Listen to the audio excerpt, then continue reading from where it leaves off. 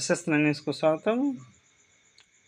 Nizam Sagar project వద్ద tourism spot.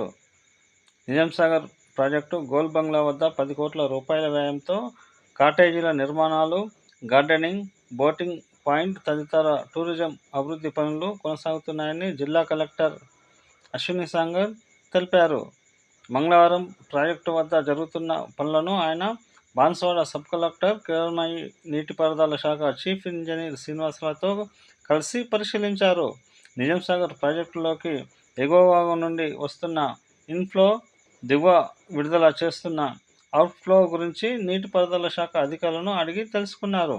అనంతరం project కట్టను పరిశీలించి ప్రాజెక్టు కట్టపై పిచ్చి మొక్కలు, వర్షపు నీరు నిల్వ లేకుండా తగు చర్యలు తీసుకోవాలని అధికారులను ఆయన ఆదేశించారు. అనంతరం గోల్ బంగ్లా వద్ద కొనసాగుతున్న టూరిజం పనులను పరిశీలించారు. ఈ సందర్భంగా ఆయన మాట్లాడుతూ 10 కోట్ల రూపాయల వ్యయంతో చేపట్టే టూరిజం పనులు కొనసాగుతున్నాయని, సంవత్సరంలోపు పనులు పూర్తయ్యేలా పనులు చేపట్టాలని ఆయన అన్నారు. పనులు పూర్తయితే ఈ ప్రాంతం టూరిజం హబ్గా మారి పర్యాటకులకు మరింత కనువిందుగా మారుతుందని పేర్కొన్నారు. అనంతరం ఆరేడు గ్రామ శివారులోని 20వ వరద గేటు ద్వారా కొనసాగుతున్న నీటి విడుదలను పరిశీలించారు.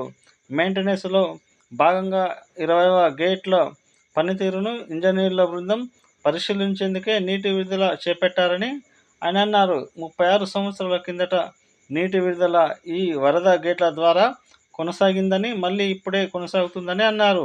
ప్రస్తుతం నిజాం సాగర్ ప్రాజెక్టులోకి 85,000 క్యూసెక్ల ఇన్ఫ్లో కొనసాగుతుండగా అంతే స్థాయిలో నీటి విడుదలను దిగువ విడుదల చేస్తున్నారని, అధికారుల బృందం ఎప్పటికప్పుడు పర్యవేక్షణ కొనసాగుతూ నిరంతరం ప్రాజెక్టు వద్ద పరిశీలిస్తూ నీటి విడుదల హెచ్చుతగ్గులుగా విడుదల కొనసాగిస్తున్నారని ఆయన పేర్కొన్నారు. అదేవిధంగా వర్షాభావంతో వాగులు, వంకలు కూడా వృధా నీటితో ప్రవహిస్తున్నందున మాంజీర పరివాహక ప్రాంత మృత కార్మికులు కానీ ప్రజలు, రైతులు, పశువులు, గొర్రెల కాపరులు ఎవరు నీటి ప్రవాహంలోకి, కాలువలోకి వెళ్ళకూడదని తగు జాగ్రత్తలు తీసుకుంటూ అప్రమత్తంగా ఉండాలని కోరారు. ఆయన వెంట ఈ సోలెమన్, జిల్లా వ్యవసాయ శాఖ అధికారి మోహన్ రెడ్డి, తహసీల్దార్ Bhikshapathi, MPDO Gangadhar, special officer Pramila, వ్యవసాయ శాఖ అధికారి అమర్ ప్రసాద్, వైద్యాధికారి రోహిత్, ఈ Shivakumar, Saketh, revenue inspector Sailu, surveyor Srikanth, ఆయా శాఖలకు చెందిన అధికారులు తదితరులు ఉన్నారు.